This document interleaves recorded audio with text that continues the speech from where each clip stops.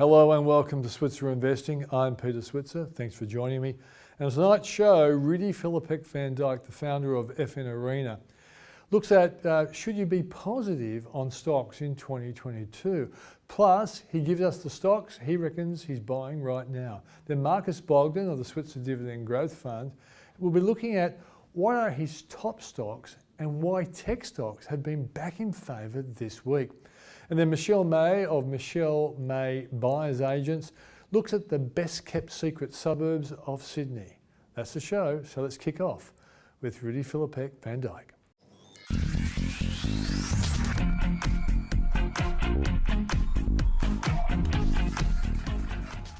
Well, joining us now is the redoubtable, the renowned, the highly respected Rudi Filapek-Vandyck. Great to see you, mate. What can I say after such an introduction? My work is done.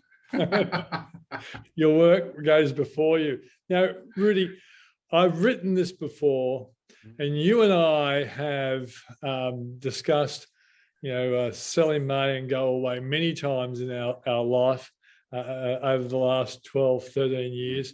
But this year I wrote, buy before May. I wrote this on Monday. Buy before May and stay. Let's debate that. What do you think? Well, if my memory is correct, at some point we also discussed the fact that sell in May and go away only applies in normal patterned years, and that means you actually start off on a positive footing, and that sort of tends to peter out around late April, mid-May. Yeah. And then the market goes through a tougher period, and then by September we go really down, and by mid-October we set in the end of the year rally. Now this year has not followed that pattern, so from that perspective you may be right, Peter.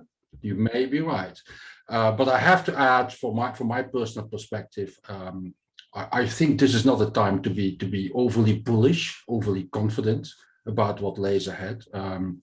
I have written that the price action on the share market doesn't accurately reflect the risks and the threats that are ahead of us. Yep. So I would actually caution. You may still be correct, and I actually hope for all of us that you are correct. But I also have said in the past that hope is not really good a strategy.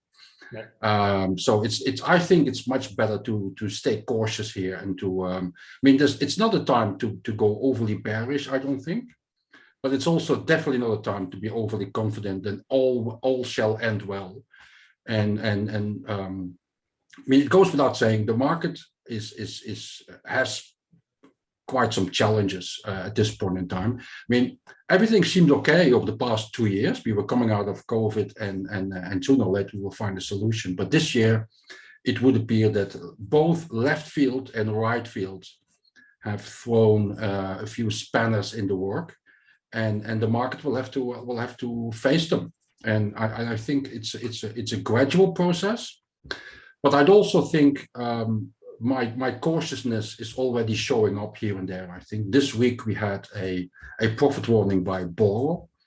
Now that is caused by, you could say, by the changing climate out there, or the more extreme events that are happening.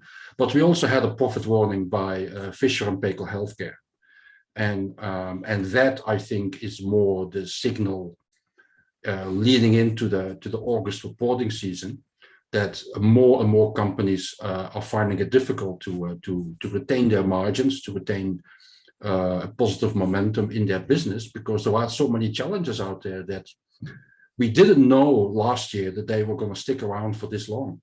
Yeah, and it's fair to say, and the guts of my argument was, and this week we've seen prices take off, so maybe Monday was the right time to take my advice. It goes up, it probably falls away because there are a lot of curveballs out there. By the way, it must be in Belgium that they have spanners coming from left field and right field. I usually think there's curveballs, but you Belgians can be very, very unusual at times. It's because we don't play cricket, Peter. We don't play cricket. You play spanner cricket. We're cyclists in Belgium. We're cyclists. Plenty of spanners needed when you're riding a bike. All right.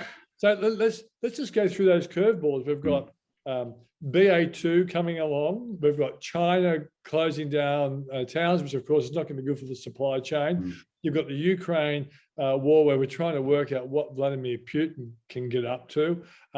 We've got a Fed now raising interest rates. And last week, it seemed to me Jerome Powell was saying, well, growth's going to be really good in the USA.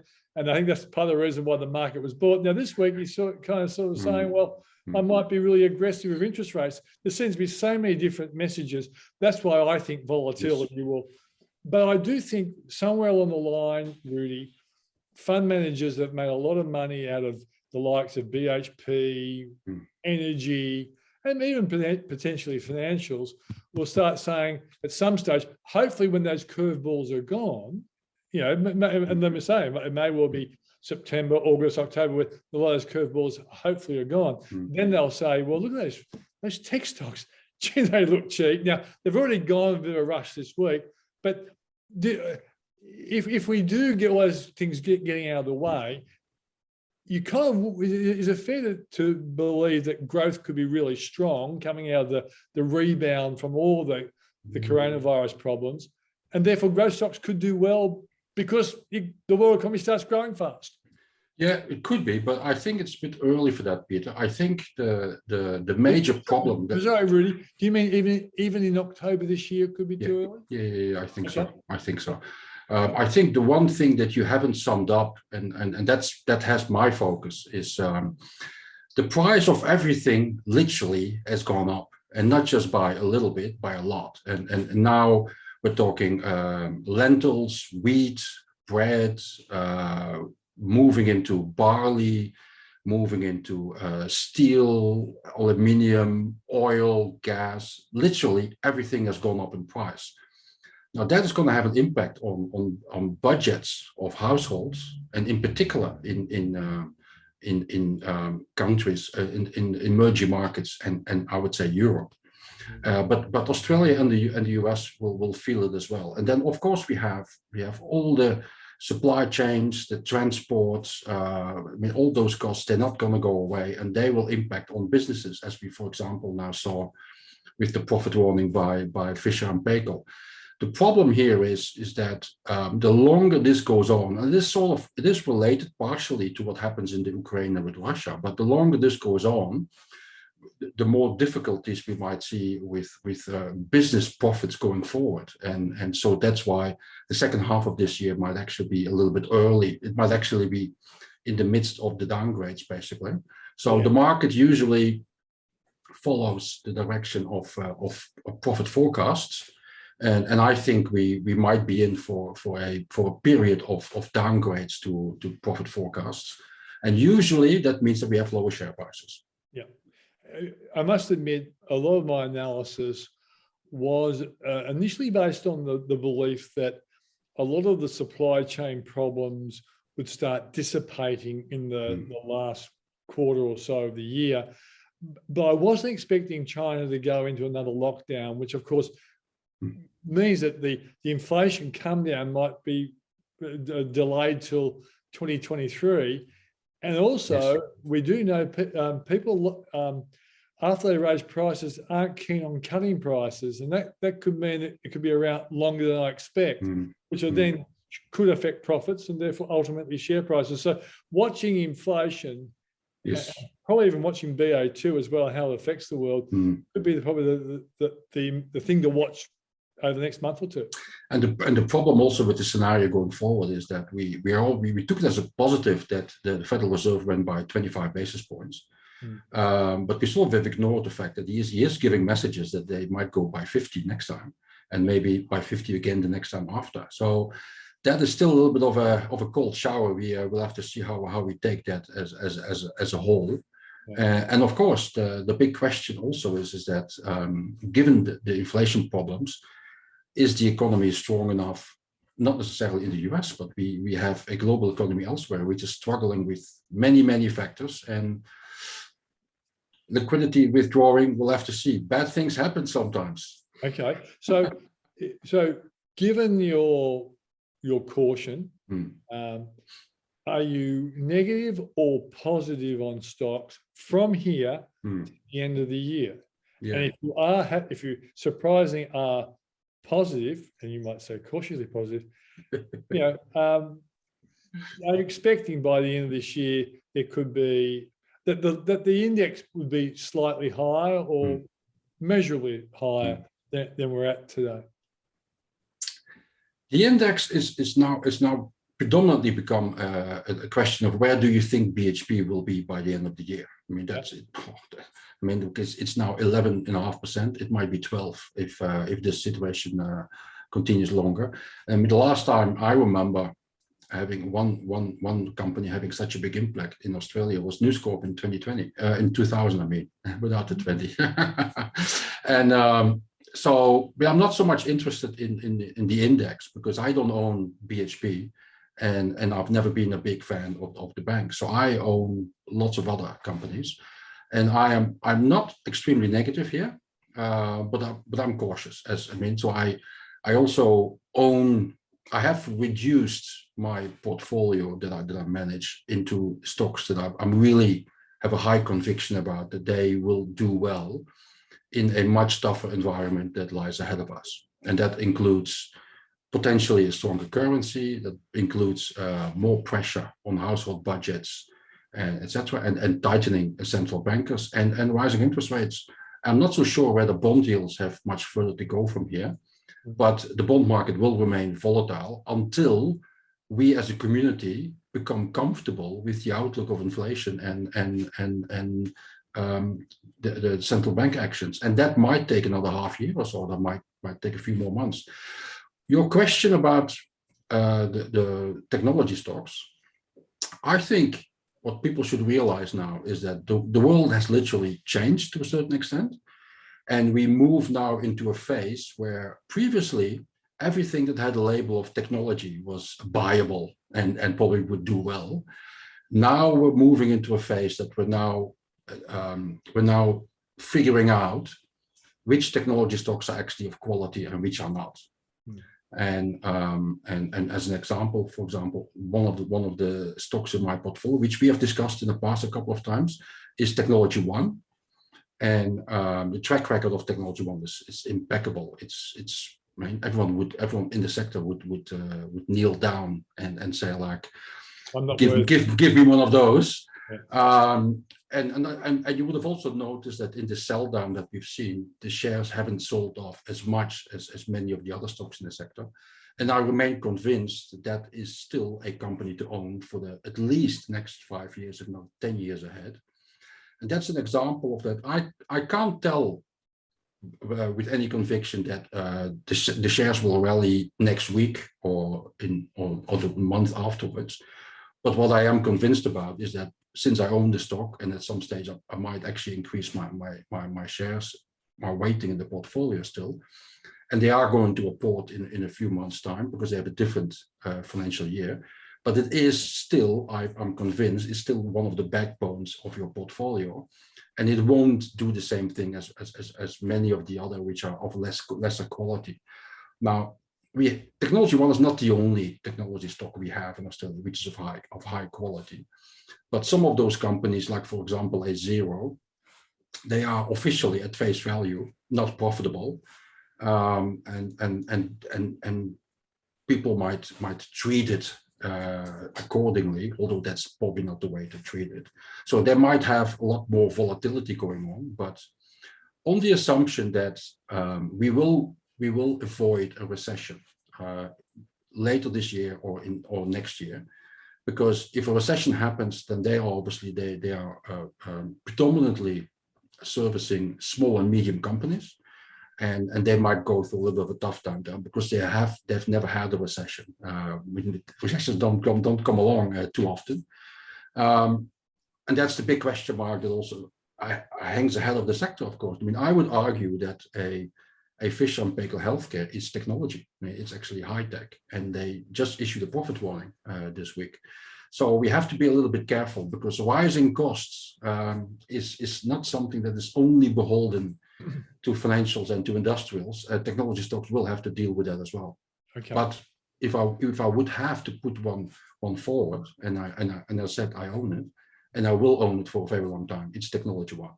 Okay. What about the potential big gainers away from even your own portfolio, but they may well be in your portfolio? What are the potential big gainers you'd stick your neck out on, given the fact you're cautious? And in the past, you and I have talked about this, and we've been through tough times, and you still can identify reliable players. Often you've gone for dividend players during this sort of time. For people who are watching, new to investing, and they look at you and say, this guy is an old expert, or just a middle-aged expert. Give us some reliable names that you think will do well this year. Well, I'll just make this very simple. I mean, I own these shares, so that probably makes it the easiest way forward. I mean, we have these extraordinary companies like a car sales, REA Group, and a Seek, which come out of the 90s, and we've talked about these stocks for forever and ever, right? Tech stocks. Exactly. It would appear at this point in time that the better prospects are with Seek, and I own Seek, and from what I do with FN Arena, we see what all the analysts are saying. After the sell down, and the Seek has been sold off quite heavily, almost every analyst who covers the company thinks it's undeservedly cheap here. So there's a lot of conviction out there that Seek will do well and has not been treated well. Now, it has already rallied a little bit. I think the last share price around $29, $30, so it's no longer in the mid-20s. But if everything goes well, some analysts think it's a $40 stock. So there's a lot of potential there, but that potential may not necessarily come tomorrow, because at this point in time, the market is very much besotted with energy stocks and with mining stocks, and there's no attention for the others. But as we both know, at some point, the attention will shift to the industrials or to the, I mean, you can argue there's technology with Seek. And so the market will at some point will jump on the fact, and maybe that will happen in August when they report their numbers. I mean, they did it in February, and the result was much better than anyone expected. Right. But the problem in February was absolutely there was no attention for stocks like Seek. It just wasn't happening. It was the wrong time, and so that news has gone a little bit lost in the market noise. But if they can repeat it again in August, maybe we do see it at trending towards $40. I mean, and that would be definitely a number one stock to have, I think. Another one which I'll throw in, which is smaller cap, but equally solid and promising and sturdy, reliable, and that's IDP Education. The company code is IEL. Again, I've owned it for a while. I've done really well. The philosophy here is that crisis, like we had with COVID and the lockdowns, it makes the strong companies stronger. And this is a market leader in global English language tests, which, for those who are not familiar with it, if all those students from emerging countries like India and who want to come and study in the US, in Britain, in Australia, they have to do an English language test. Otherwise, they can't be allowed to go to university. They won't be allowed in. So this company is basically gradually transforming into the monopolist for that type of test globally, and by default does a recovery play, and a play of like the stronger getting stronger, and it's number one in that sector. I also happen to know, by the way, that some of your viewers they get a little bit sick and tired of me when I mention CSL. But let's get over this. I recently bought some extra shares in CSL because I still own it, and in similar fashion as with Seek, I think it has suffered a little bit, the company and the share price, because the business model was disrupted because of COVID, and of course it would appear, if I look forward to the next, let's call it 2-3 years, I see an environment where CSL will again come to the fore and will prove the doubters wrong, and there comes a time beyond rally in commodities, that CSL will find its mojo again and will start to shine. In particular, if we're getting an environment where earnings forecasts are falling and companies are issuing profit warnings and etc., that is an environment when you want to go to the reliability and the safety of CSO. One last one before you go, and I can't resist it because historically you've often liked this company, but they've lost their really well-known CEO, Babcock. What's your latest position on Babcock? Well, we spoke about Babcock, Peter, and from memory that was November or December last year, I think. And at the time, I said, I remember now. At the time, I said I was reconsidering my position in the company. I've sold now. I've sold, and the conflict between the board and the CEO, who basically built the company, that was a major reason behind the fact that I decided that the risks are now too high. I think. I mean they updated a very solid result in February still. But I think there's now big question marks how they're gonna do it without the main engine that basically has taken the company to where it is. And again, it's a wonderful business model, but sometimes you have to accept that the risk reward has shifted a little bit, and I think it's not clear whether it's now skewed towards a positive outcome. Rudi Filapek-Vandyck of FN Arena, thanks very much. Always a pleasure, Peter.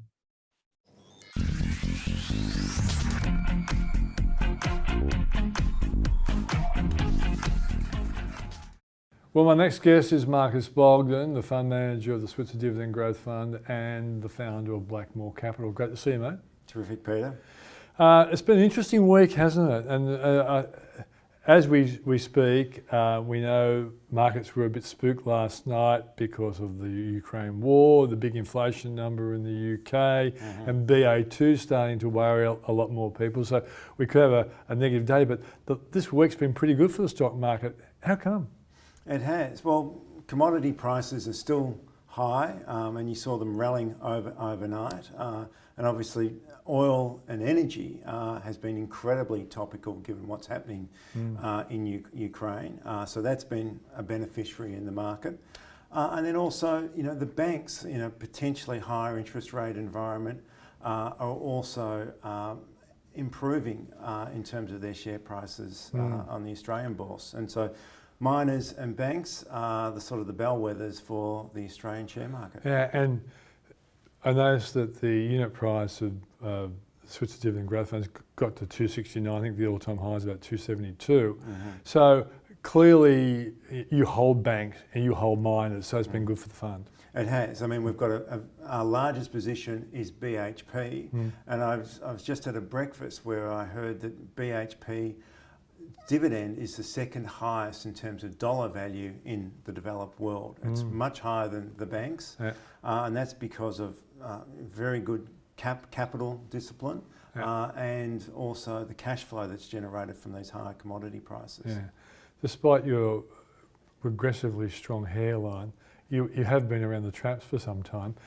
It's not, miners are never ever long-term income plays, but at the moment it's just so hard to walk away from it, isn't it? It is, and today BHP, with the discipline around their capital position, and the fact that these commodity prices have been so elevated for such a long time, has supported their share price. Yeah. Is there going to be a time when you think you're going to have to bite the bullet and rotate out of the miners into other ones?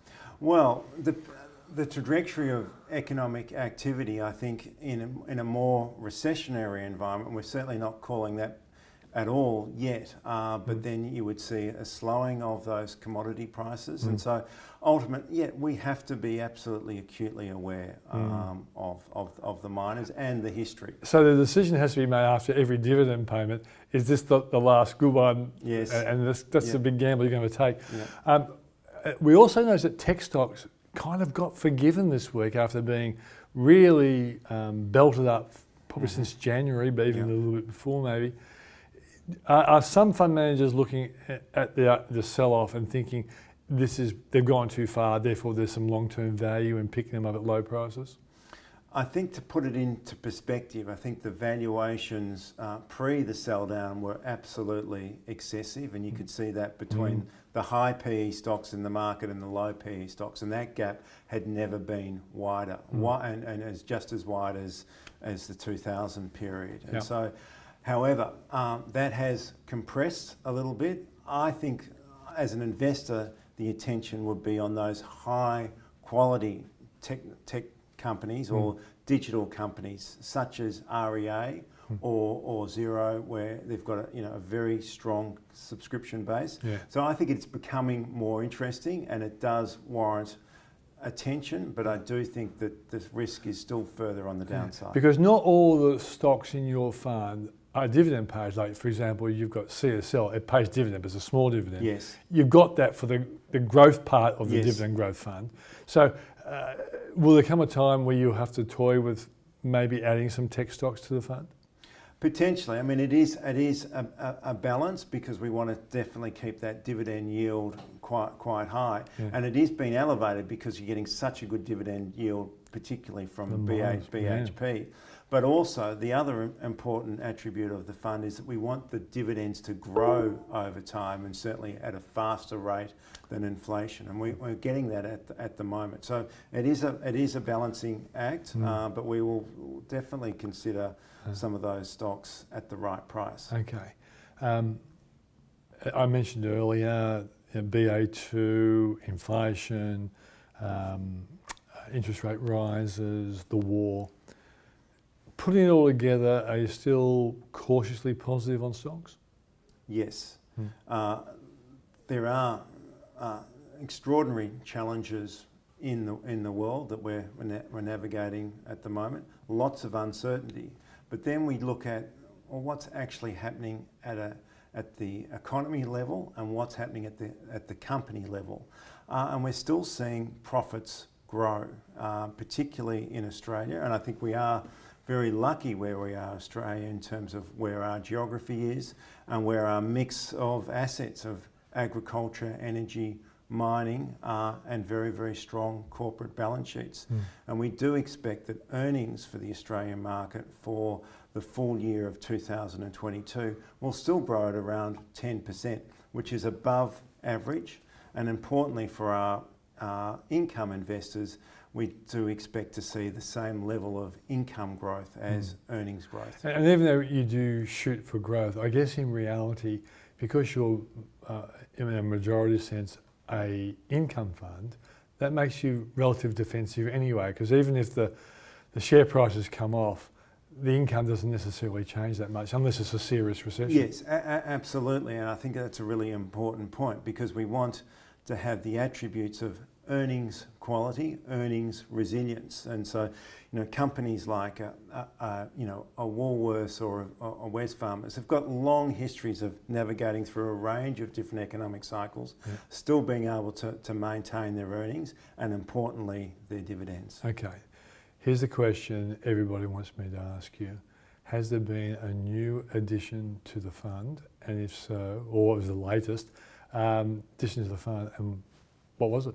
Why? Yeah, so we are definitely a low turnover fund. We want to hold our companies for the long term and get the benefit there of compounding. We have participated in a recent rights issue, and that was Integral Diagnostics, which we think that's a radiology play.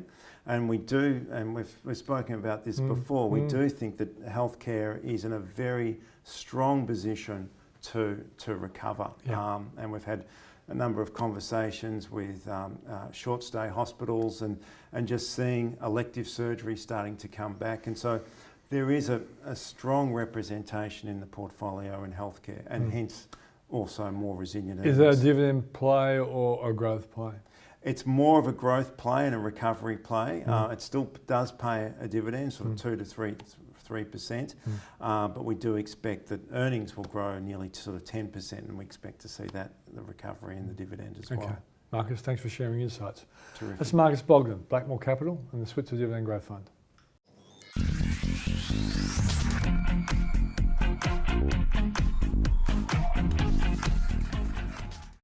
Well, at a time when property is under a bit of pressure, with talk about rising interest rates and the suggestion that prices might ease up this year and even go negative in 2023, I'm catching up with Michelle May, who's a buyer's agent based in Sydney. Hi Michelle, how are you going?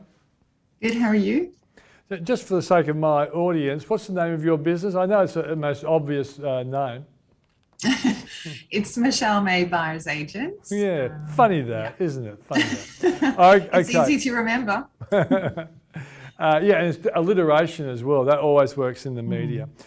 So what's your feeling? You know, you're out there obviously helping people to buy properties. It would have been a lot tougher last year, I would have thought, with the boom really in full cry. Are you starting to see more buying opportunities for people at the moment? Yes, absolutely. Every market has its challenges. Last year, it was the enormous amount of demand of buyers out there and the lack of supply. This year, it's a different kind of problem because whilst there is a lot more supply, it is very difficult to sort of pitch where the purchase price of the property should be. So some properties are still going gangbusters with 11 to 15 people registered to buy, and other properties have maybe 1 or 2 registered bidders or get passed in and get sold prior. So this market is all about knowing what to pay for which property. Okay, now, you work primarily in Sydney, is that right? Yes. Okay, now given that, what are you seeing? What suburbs seem to be doing better than others in terms of price, and therefore the flip side is, where are the buying opportunities?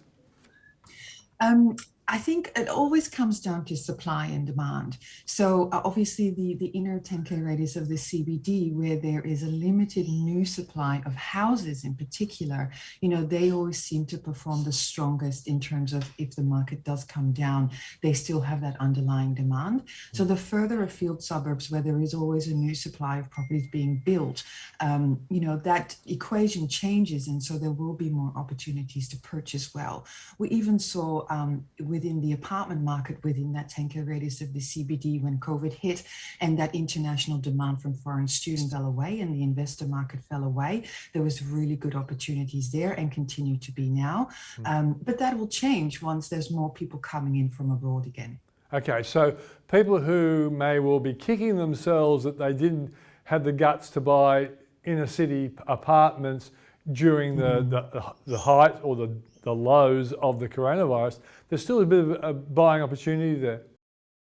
Yeah, absolutely. But you, like I said before, you really have to take it on a case-by-case basis, particularly with strata. You really have to delve further into, you know, the strata community, the health and wealth of the building, to make sure that you are actually getting a good buying opportunity, as opposed to buying a dud that you're going to have problems with in renting out or selling further down the track. Okay, as an economist, I know there's 2 major forces affecting where prices go. One is cyclical, and we know we've been in a cyclical upturn, but there's also structural changes. And I think the fact that people now want to work from home is going to be a really big thing for the economy. That's going to be a structural change. What impact is that having on house prices? Well, I think we already have seen the result of that in the last 18 months. And it is one of the major factors why the house prices went so absolutely berserk also in the regional areas, because the areas that were traditionally seen as, you know, holiday areas, that weekender areas, lifestyle areas, were now seen as real options to live and work from home long term. But I do think that demand for that area, those areas is going to drop off as more and more employers are really saying, well, it was all well and fun whilst we had COVID, but now that things are returning to normal, we do want you back in the office at least a number of days.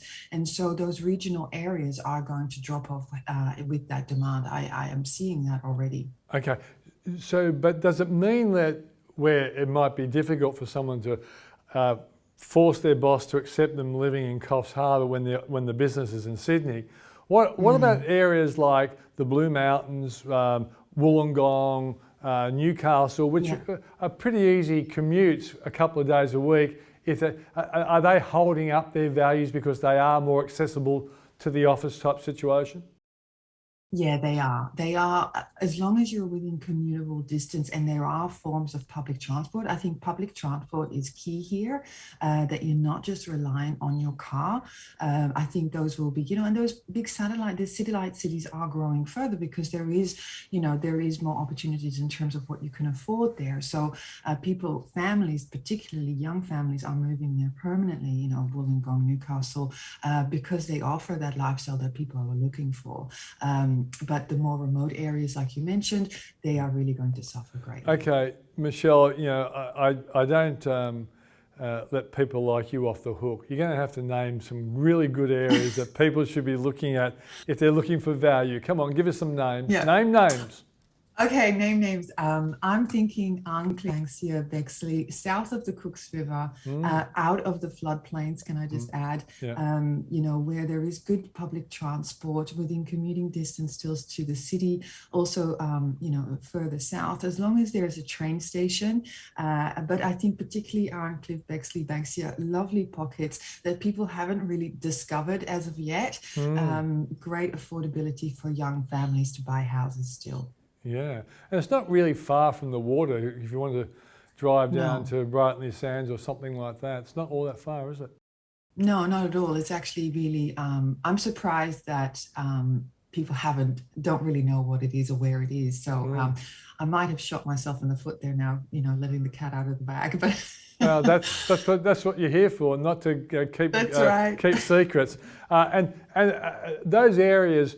Sure, great for families who want access to the city as well because they're on train lines. But what about, are they good for investors?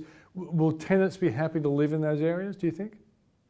Yeah, I think ultimately tenants want the same as homeowners. They want a safe haven. They want something that's clean, that's tidy, that they can make their own and live long term.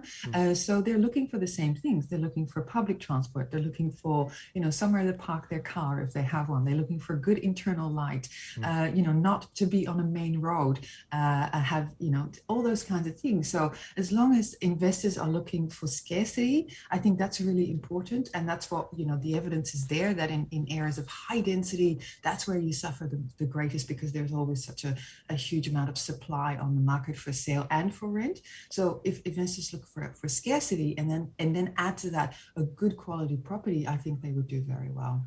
Michelle May, thanks for joining us. My pleasure. And that's Michelle May of Michelle May Buyers Agents. And that's the show for this week. Thanks for joining us. I'll see you on Monday. And remember, if you want more information about what we do here, you can go to switzer.com.au. And if you want some insights on the stocks that are worth buying or selling, have a look at the switzerreport.com.au. Thanks for joining me. See you on Monday.